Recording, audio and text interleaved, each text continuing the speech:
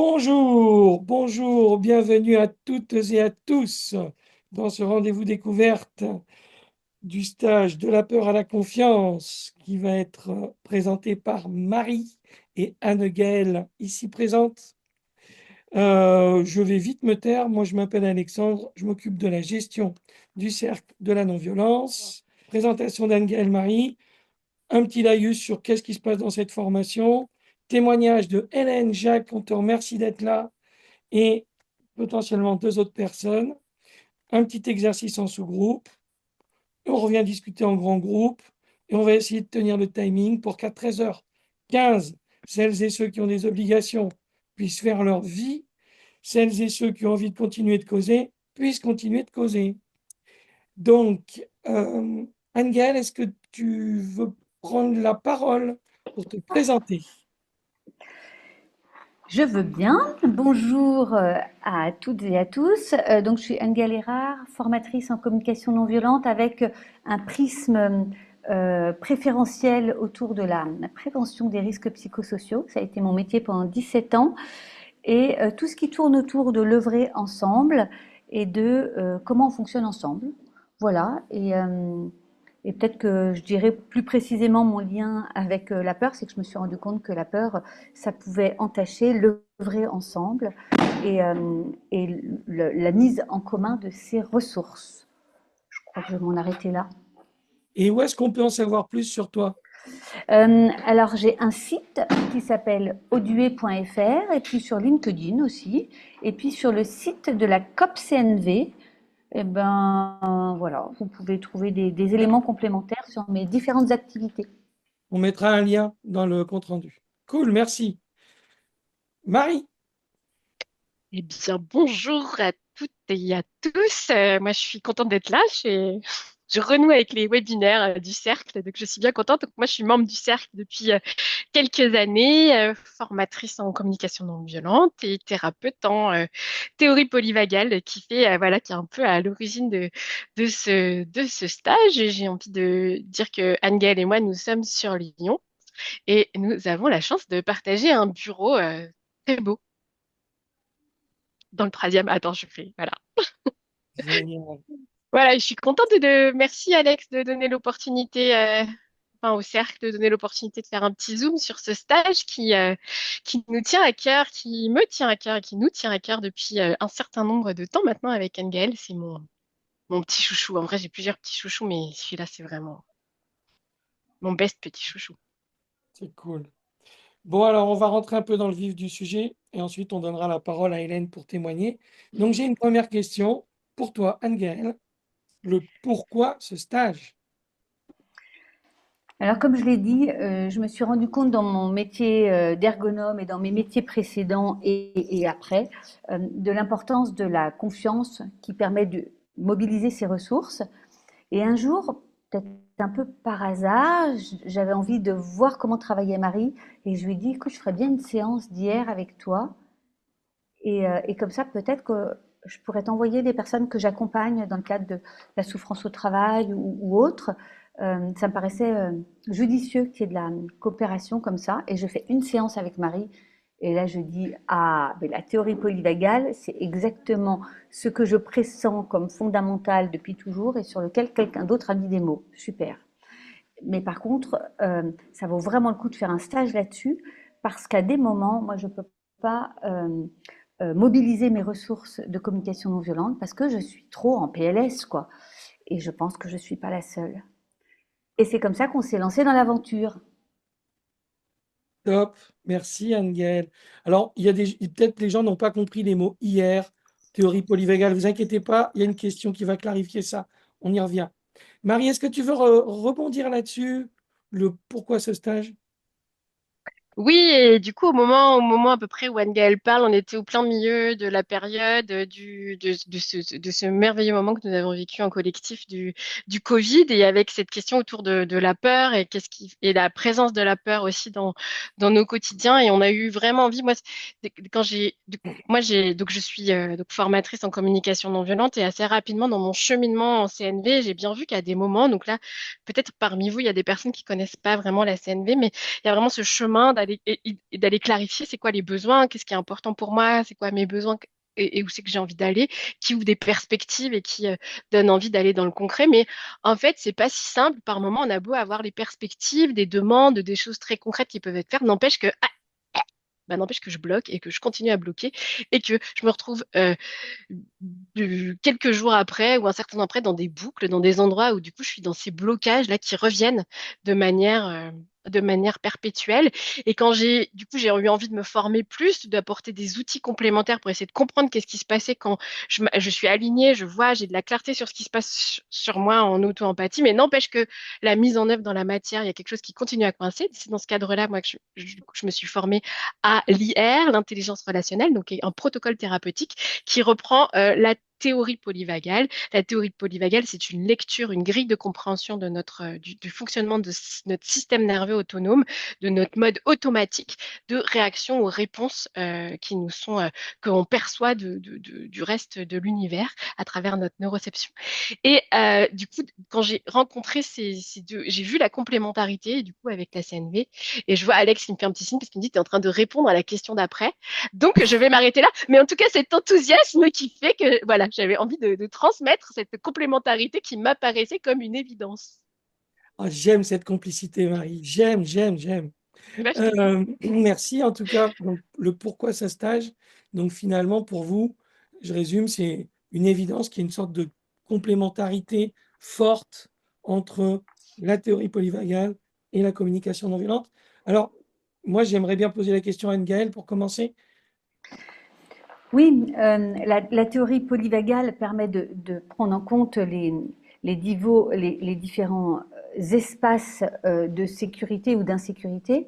Mais en fait, quand on est dans un espace relativement sécure, la communication non violente permet euh, déjà pour soi d'identifier ces élans profonds, ces motivations fortes. On peut mettre plusieurs mots, on met traditionnellement le terme de besoin en communication non violente, et puis de pouvoir aussi les partager et d'en faire quelque chose, Marie disait, ancré dans la matière, de faire des demandes à d'autres et à soi sur la base d'un processus qui va favoriser la communication. Alors la communication avec soi-même, déjà pour clarifier, avec une autre personne, avec plusieurs autres personnes, avec des situations et le travail, mais vraiment le processus de communication non violente, ça permet d'avoir de la clarté et plutôt que de se dire mais comment je vais communiquer ça ou comment je mets de la clarté, eh ben, il y a des étapes qu'on peut prendre dans un sens ou dans un autre, mais en tout cas qui vont permettre de rendre concret, réel et réaliste l'ancrage dans la matière à condition d'avoir suffisamment débugué l'agitation ou la fermeture totale de son système nerveux autonome. Voilà. Merci. Du coup, ça me fait la transition vers la troisième question. Pour Marie, parle-nous, est-ce que tu peux nous dire deux mots sur cette fameuse théorie polyvagale? J'ai dit deux mots. Et notre système nerveux autonome, parce que je Je te te vois. connais et tu peux partir pendant voilà, un bon moment là-dessus. Donc, si tu peux essayer d'y aller en mode synthèse, mais quand même suffisant pour que les gens aient de la matière. Chaud, hein? À Oui, toi. oui, c'est chaud, c'est chaud. Déjà, j'ai envie de dire, effectivement, tu me dis deux mots vraiment, ça me passionne. C'est vraiment quelque chose qui m'anime et qui m'a apporté beaucoup de clarté et d'ouverture enfin, voilà, dans ma vie et dans ma manière d'appréhender les relations. Et du coup, j'aime bien dire ça en introduction, c'est que la théorie polyvagale, c'est une théorie. Ce n'est pas une vérité absolue. C'est une description du fonctionnement de notre système nerveux, du coup, qui vient de Stéphane Porges et qui a été développé en France par Deborah Dana et qui amène une lecture du fonctionnement de notre système nerveux autonome. Notre système nerveux autonome, c'est quoi? C'est ce qui, à l'intérieur de nous, fait que ça gère en permanence. C'est comme si on avait un radar, un thermomètre à l'intérieur qui, en permanence, avec des milliards de neurocepteurs sur l'ensemble de notre corps, sur l'ensemble de nos sens, capte est-ce que je suis en sécurité ou pas, sécure, insécure, en permanence, avec un faisceau d'indices. Et le système, il enregistre est-ce que je suis en sécurité ou pas en sécurité. Et ce que cette théorie-là, elle nous permet du coup de mettre de la conscience que ce qui gère notre sécurité, ce n'est pas du tout ce que moi on m'a appris pendant toute ma vie, c'est de penser que ça vient du cerveau, ça vient de notre conscience, que c'est notre cerveau du haut, notre préfrontal, notre néocortex qui gère notre sécurité. C'est pas du tout le cas, c'est notre système nerveux, c'est sa fonction. Comme notre cœur, sa fonction c'est de faire circuler notre sang ou nos poumons de respirer. La fonction de notre système nerveux, c'est de gérer cette sécurité en permanence. La problématique qu'il y a, c'est que notre système nerveux il est, ok, merci Alex. Le système nerveux, il réagit pas, non pas à la réalité, c'est pas la réalité de ce qui se passe qui fait qu'il va réagir comme il réagit, il va interpréter tous les capteurs qu'il a, mais c'est la perception qu'il a. Moi, j'aime bien prendre cet exemple, elle est un peu basique, mais si j'ouvre un placard, Piangel a un super exemple là-dessus, mais si j'ouvre un placard et qu'il y a quelque chose qui me tombe sur la tête, mon système, il va sursauter, que le danger, il soit réel ou pas. Donc la peur, la notion de sécurité, cette sensation d'être en sécurité ou non, donc la peur, c'est vraiment le sentiment qui est associé à notre système nerveux, il réagit en fonction de ce qu'il perçoit, de ce qu'il enregistre, des données qu'il va avoir, et non pas par rapport à la réalité de ce qui est. Ce qui fait que dans des situations complètement banales, j'imagine que ça vous arrive, en tout cas moi ça m'arrive souvent dans des situations banales, tout à coup je me retrouve à bugger, alors que objectivement, dans la réalité, aujourd'hui, en 2024, je ne suis pas en danger. Ni en danger de mort, ni en danger quelconque. La peur, elle n'est pas liée à la réalité de ce qui est en train de se passer, mais à notre perception, à ce que notre système, il enregistre comme étant des indicateurs de sécurité ou d'insécurité. Et on enregistre ça depuis qu'on est tout petit. Et notre système nerveux, il se calibre, il se décalibre comme une balance avec une tare. Ce qui fait que certains d'entre nous, ben, 1 gramme, on va avoir l'impression que c'est 100 kilos. Donc quelqu'un nous regarde et on a l'impression qu'il est en train de nous agresser. Ou inversement, 100 kilos, on a l'impression que c'est 1 gramme. Et on peut nous marcher sur les pieds et on va encore dire, excusez-moi de vous demander pardon. Parce que notre système, il va enregistrer une tare qui va en fonction de notre vécu d'enfance, en fonction de nos traumas, en fonction de notre existence et de nos bagages, qui n'est pas ajusté à la réalité, qui n'est pas adapté à la réalité de ce qui est en train de se passer aujourd'hui dans ma vie. Et j'aime bien ce petit chiffre, et je m'arrêterai là, Alex, je t'ai vu.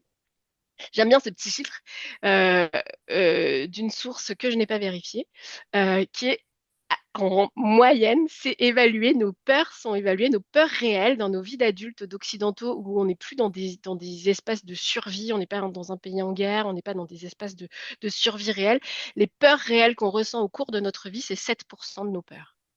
7% de nos peurs correspondent à vraiment des situations où il y a quelqu'un qui est en train de nous faire une queue de poisson, où on est dans des situations de danger potentiel. Voilà. Et moi, ce que j'aime dans ce stage, en fait, j'ai encore un truc à dire, Alex, c'est de voir le lien avec la CNV. C'est que la CNV, si je veux avoir accès à l'ensemble de mes ressources, c'est-à-dire que je sois dans cet espace d'alignement intérieur, ça nécessite que mon système il soit suffisamment en sécurité, pas 100%, parce qu'on vit, voilà, la vie est forcément insécure, mais suffisamment en sécurité pour avoir accès à mes ressources et pouvoir faire des choix ajustés à la réalité de d'ici et maintenant. Et c'est l'ambition de ce qu'on a envie de transmettre dans ce stage. Et je crois que ce que j'aimerais préciser, parce que du coup c'était assez clair, Marie, elle dit la neuroception va dire sur le système nerveux autonome euh, sécurité, pas sécurité, sécurité, pas sécurité. Et la CNV va permettre d'avoir d'autres indicateurs internes qui vont nous permettre de mettre de la finesse, de la granulométrie, de la couleur. Et du coup, c'est pas tout à fait pareil d'être très en colère ou d'être irrité. Et tout ça, ça va nous permettre d'aller voir nos besoins avec un système qui est moins binaire, parce que notre système nerveux autonome est assez binaire quand même. Mais est-ce que vous avez encore un petit truc à ajouter qui est chaud là, Anne-Gaëlle ou Marie, avant qu'on passe au témoignage d'Hélène éventuellement? Moi, ce que je veux bien dire, j'ai vu qu'il y avait une question, c'était d'où vient ces 7%. J'ai pas la réponse à ça. Mais par contre, je vous invite aujourd'hui, jusqu'à ce soir, par exemple, à regarder quand vous sentez que vous êtes en situation de stress, de peur, qu'est-ce que je risque vraiment? Et vous allez voir que ça devrait à peu près coller sur les 7%. Je peux témoigner, hein. Moi, je vois que j'ai peur qu'on dérape sur le timing, mais c'est une peur qui, en réalité, ne me mettra jamais en danger réel. Je stresse pour le temps, mais la réalité, c'est que je ne vais pas mourir si on dépasse le temps, et si à 13h15, on n'a pas parfaitement fini. Et pourtant, je sens une peur. C'est con, hein? Tu Mais sens ton bon, système nerveux qui s'agite, ouais, le stress qui vient, quelque chose que tu contrôles pas, qui est pas rationnel qui vient et qui prend le pouvoir. Parce que notre rien qu'en corps, disant ça, je relativise sur mon côté Lapinou avec sa petite montre. Ok, Explorer, rien que ça, c'est déjà un bon début. cool. et du coup, ça me donne envie de juste ajouter une dernière chose, c'est que moi, je vois qu'en tout cas, ce que ça m'a apporté la théorie polyvagale et le lien avec la CNV, c'est que jusque-là, j'avais peur de mes peurs. Il y avait un truc qui disait, oh, j'ai peur, au secours, j'ai peur. Et maintenant, ça dit, waouh, j'ai peur, de quoi ça parle? Et ça fait un Génial. changement de paradigme. Alors, merci pour vos questions. Je vois Jessica qui pose une question. On les a vues. Je dis pas qu'on va répondre tout de suite. Par contre, est-ce qu'Hélène, tu serais OK pour nous dire, toi, en tout cas, ce que tu as vécu quand tu as fait ce stage-là? Alors, moi là déjà je vois que j'ai effectivement un peu peur parce que c'est la première fois que je fais ça. Alors déjà que j'ai pas beaucoup l'habitude de la visio, mais que c'est la première fois que je témoigne et que j'ai toujours un peu peur de prendre la parole, devant des gens qu'en plus là je ne vois pas tout le monde. Donc voilà. Et moi ce que la plus grosse prise de conscience pendant cet atelier, ça a été de me rendre compte qu'en fait je pouvais avoir une illusion d'être en sécurité alors qu'en fait, j'étais complètement figée et dissociée, mais que j'arrivais à fonctionner à peu près normalement et que j'avais pas conscience, en fait, de là où j'étais réellement sur l'échelle de sécurité. Et je me suis rendu compte qu'en fait, goutte après goutte, je pouvais redescendre vers un petit peu plus de confiance et de sécurité et que c'était vraiment un chemin vraiment petit à petit de redescendre vers plus de confiance, plus de sécurité et dont on n'a pas du tout conscience la plupart du temps. On fonctionne, on s'est construit avec des peurs en étant figé, dissocié ou autre, et on a l'impression que tout va bien. Et en fait, à force de travailler sur soi, de prendre conscience de nos peurs, de faire ce genre d'atelier, on se rend compte qu'en fait, il y a d'autres choses. Enfin, il y a une autre façon d'être au monde qui est beaucoup plus sereine et beaucoup plus en confiance. Et ça, c'était vraiment un peu une révélation de voir que il y a un espace autre qu'on peut découvrir petit à petit pour aller vers encore plus de confiance. Et après, l'autre chose qui m'a marqué, c'est la différence entre faire un atelier dans sa tête et faire un atelier dans son corps, un des exercices, pardon. Parce que j'avais commencé à faire un des exercices sur une piste de danse avec un autre personne du groupe où je l'ai fait assez rapidement, mais en fait assez dans ma tête, dans le mental. Et après, il y a Anne-Gaëlle qui est arrivée pour nous aider. Et là, en fait, on a repris tout l'exercice, toute la piste de danse.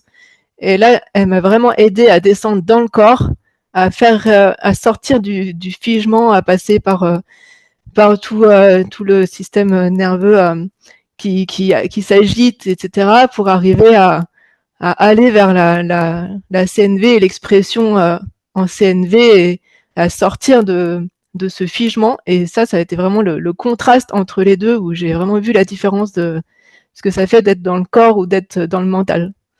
Donc voilà, et j'avais vécu déjà ça avec Marie aussi sur un autre atelier, et c'est vraiment cette différence entre rester dans le mental et passer dans le corps, et le système, la théorie polyvacale permet vraiment de comprendre, hein, d'avoir une grille de lecture sur ce qui se passe en nous. Et du coup, la CNV, pour moi, c'est un peu un outil pour arriver ensuite à exprimer ce qui se passe en nous de façon plus entendable et plus précise. Et du coup, c'est un peu une complémentarité entre du coup ce qu'on ressent et arriver à l'exprimer de façon plus claire, plus moins dangereuse pour l'autre en face. Voilà, un peu ce qui me vient là. Et je suis totalement OK pour entendre un non à ma question. Est-ce que D'accord. tu as un exemple concret d'espace où tu disais que tu étais en dissociation et que tu as identifié et qui aujourd'hui te permet de voir différemment les choses? Alors, je pense qu'il y en a plusieurs petit à petit, mais il y a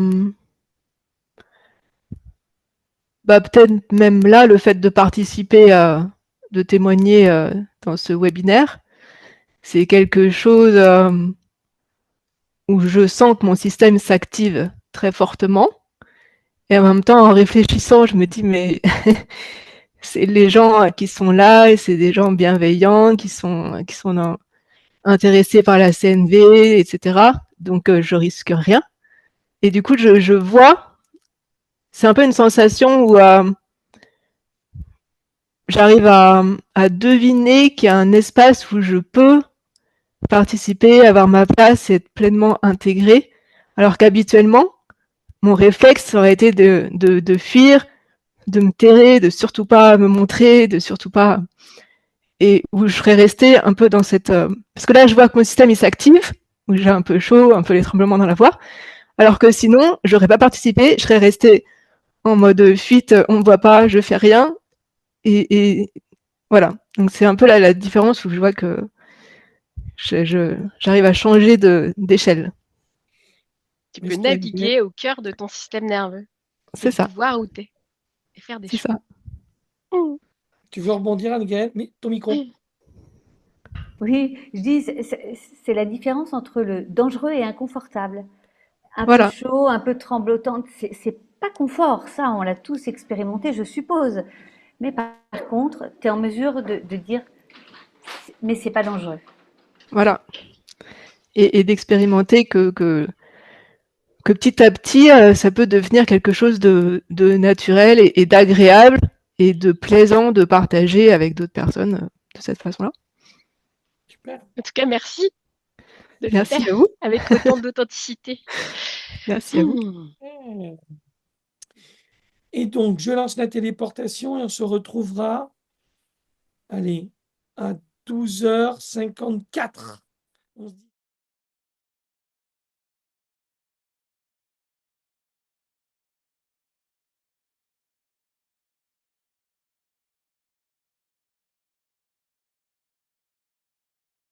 dit oui, tout le monde est là. Merci d'être de retour parmi nous. Kiyomi, peut-être si tu voulais dire un truc éventuellement tout à l'heure.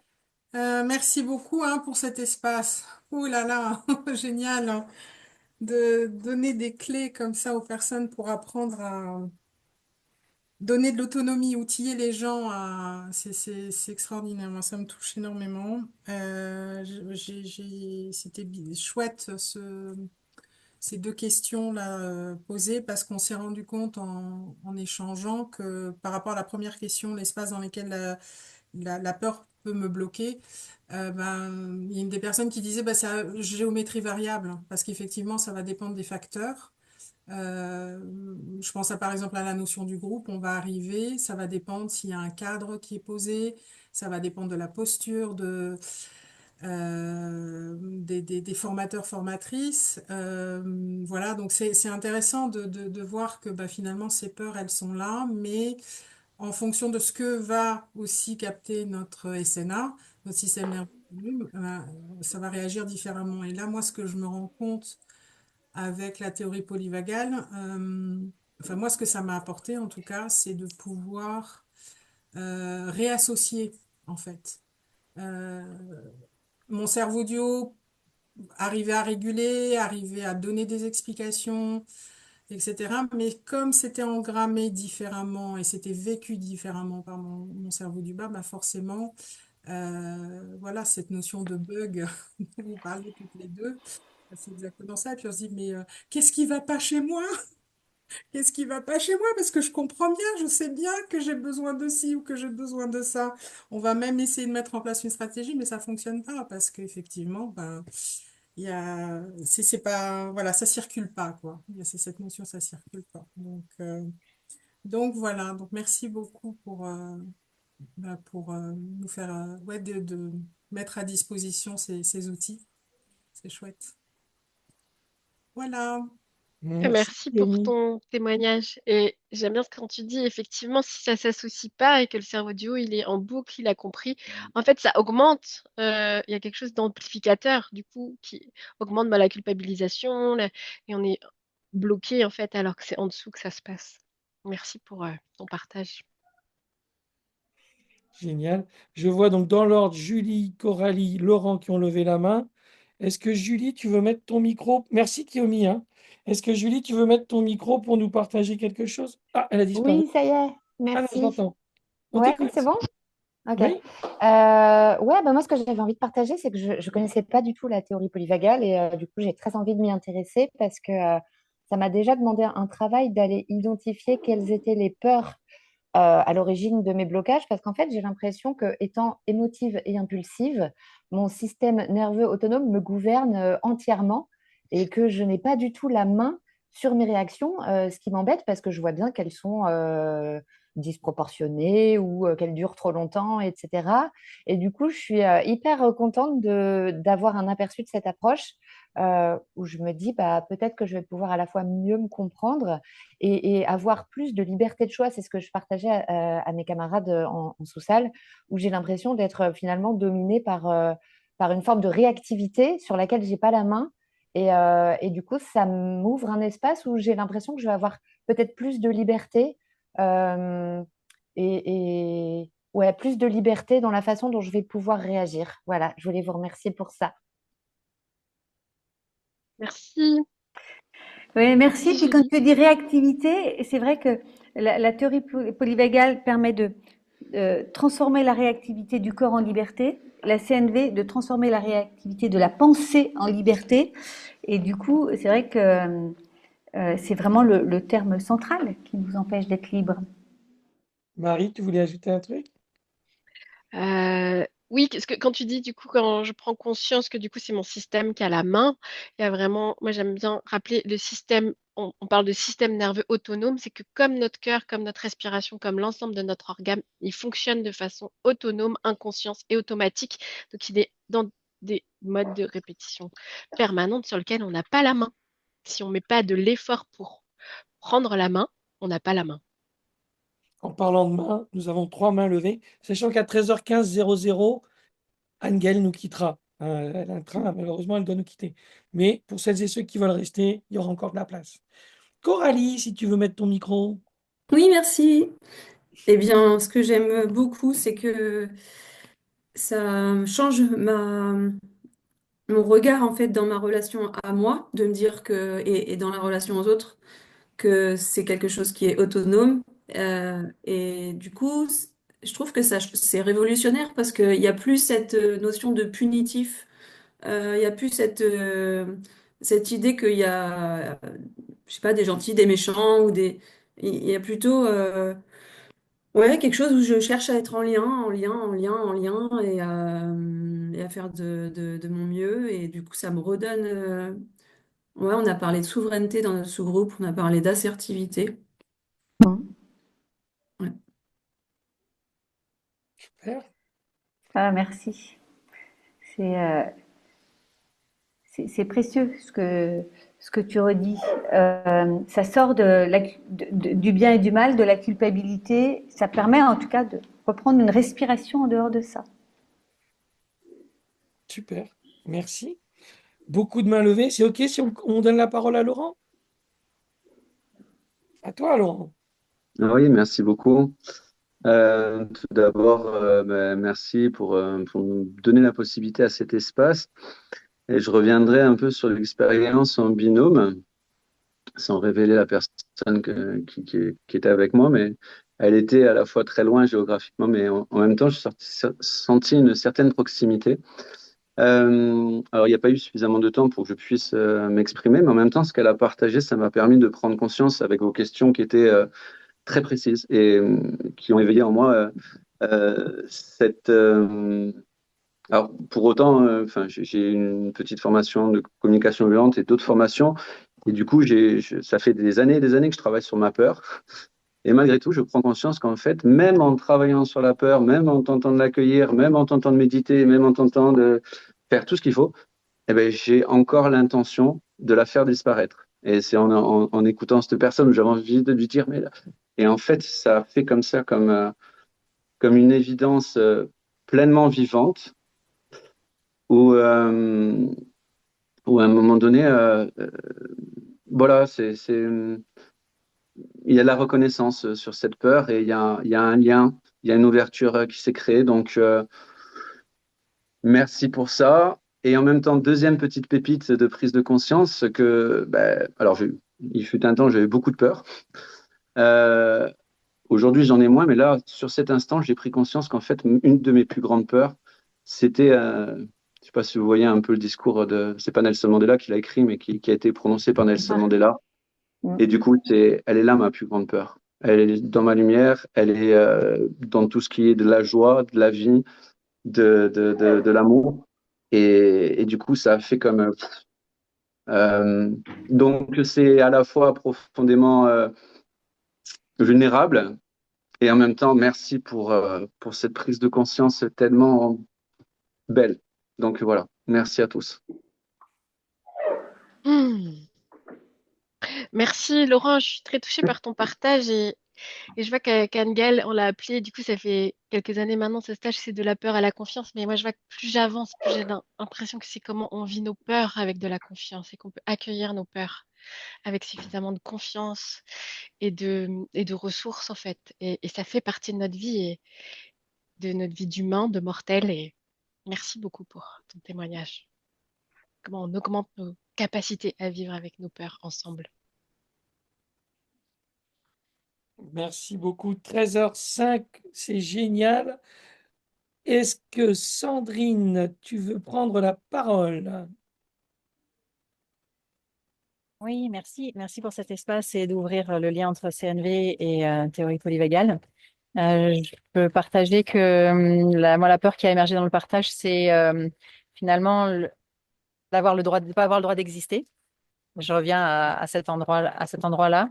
Ce qui me venait dans les espaces, c'était les endroits, les espaces où ma peur me bloque ou alors m'active et euh, me fait transformer en guerrière. C'est les espaces où j'ai l'impression qu'il y a de la lutte, justement, enfin, qu'il va falloir que je lutte. Alors, bien sûr, c'est au travers de mes perceptions, hein, mais les espaces où j'ai l'impression qu'il n'y a pas de place pour ce que j'amène, pour ce que juste j'essaye d'incarner en étant connectée à moi-même. Et ça rejoint les espaces où j'ai l'impression de pas être, où je vais pas être entendue, les espaces où j'ai l'impression qu'on n'arrive pas à aller chacun sur la colline de l'autre, où j'ai l'impression que vraiment la personne, elle passe pas le premier dénivelé, quoi. Je me sens pas rejointe, en fait. Ce sont les endroits où j'ai l'impression que, de ce que je connais maintenant de la théorie polyvagale, où l'autre est tellement activé, tellement en survie que, de toute façon, c'est pas possible de quitter sa propre colline quelque part. Et ouais, je le vis avec cet endroit où chacun va rester sur sa colline et puis en fait, on s'entend pas. Enfin, il y a trop de distance, trop de forteresse autour de chacune des deux collines pour qu'il puisse y avoir une rencontre, en fait. Peut-être c'est ça, j'ai peur de ne pas être rencontré, de pas aller à la rencontre, de pas réussir à aller à la rencontre de l'autre. Voilà, je pourrais ouvrir encore beaucoup, mais peut-être je peux nommer la limite de temps. J'ai peur qu'on n'ait pas le temps de déconstruire nos forteresses pour pouvoir aller découvrir la colline l'un de l'autre. Et finalement, j'ai peur qu'on passe notre temps à s'attaquer au lieu de se rendre compte qu'en fait, on a les mêmes besoins et que en fait, c'est pas forcément utile de s'attaquer pour se rendre compte qu'on a les mêmes besoins et qu'on pourrait se retrouver simplement. Mais bon, ça, c'est tout un poème. Merci, Voilà, Sandrine. merci beaucoup.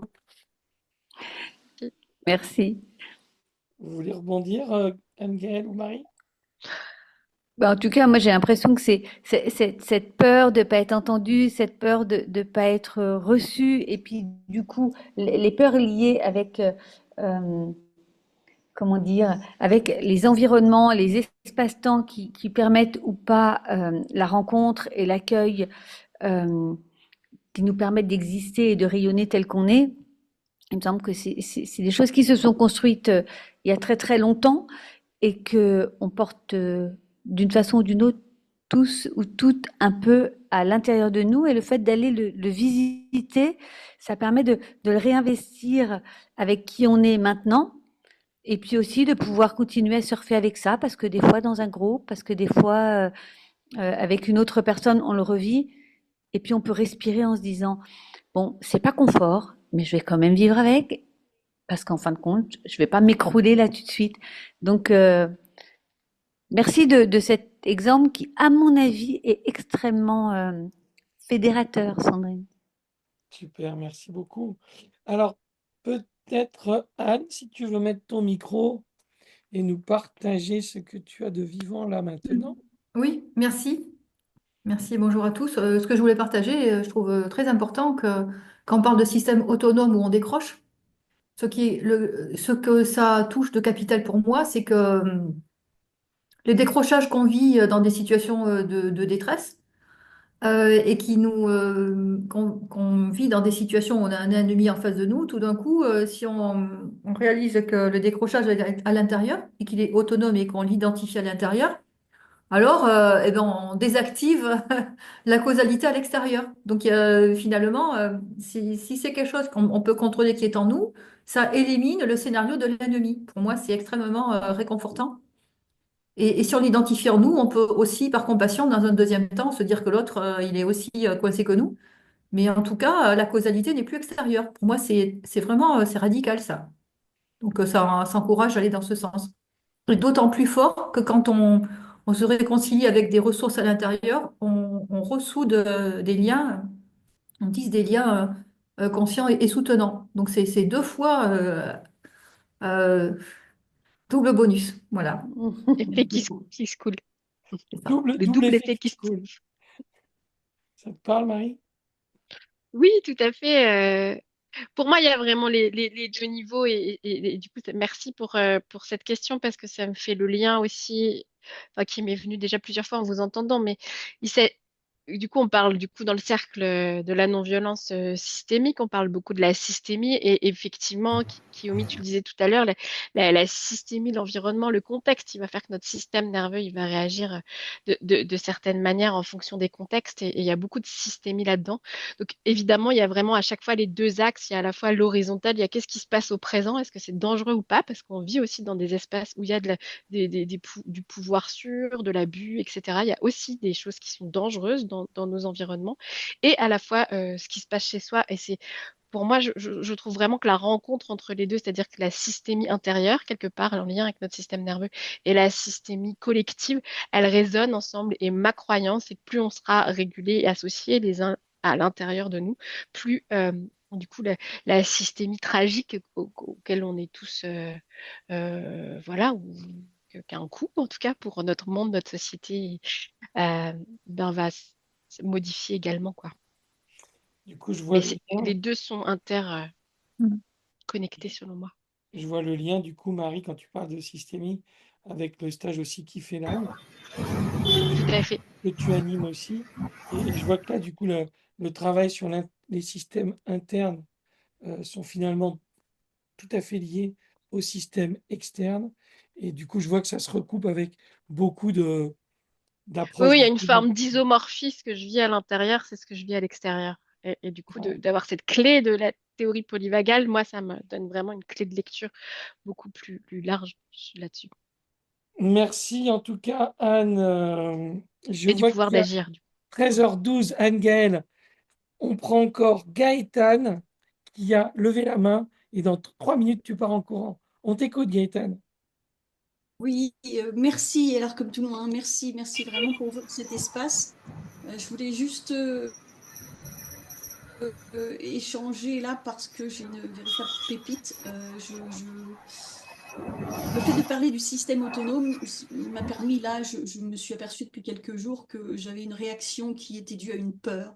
Et là, ça vient confirmer, en fait, de me dire qu'il y a vraiment un système autonome et une peur inconsciente qui amènerait, j'ai l'impression que c'est une peur inconsciente, hein, vraiment, qui gère en autonomie sa réaction et qui me fait prendre ou donner, avoir des réactions qui ne sont pas moi, en fait, quand je suis embarqué dans ce système qui est autonome. Ça me soulage beaucoup aussi de me dire, c'est autonome, moi, en fait, hein, j'y étais pour rien sur ce coup-là encore. Je m'en aperçois là maintenant. Et je trouve ça chouette parce que c'est une prise de conscience que j'ai eue il y a quelques jours. Et là, ça vient vraiment mettre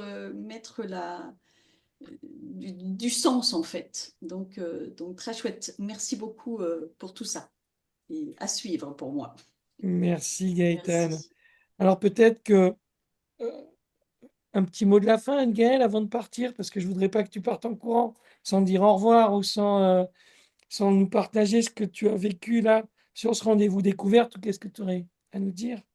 Ben, je suis ravie d'avoir partagé ce moment avec vous. Je suis ravie de voir combien euh, eh ben, vous vous êtes rencontrés pendant 10 minutes dans des petits groupes. On vous a donné quelques éléments, enfin bon, voilà, en gros en 1 heure. Il y a des choses qui s'éclairent de nos façons de vivre et qui, j'espère, vont vous permettre de poursuivre cette journée avec plus de liberté et de conscience que vous avez quand même des choix, même quand des fois on a l'impression que nos réflexes nous empêchent d'en avoir. Donc, je repars avec plein de joie et plein d'énergie et je vous souhaite une bonne suite et puis un bon week-end et peut-être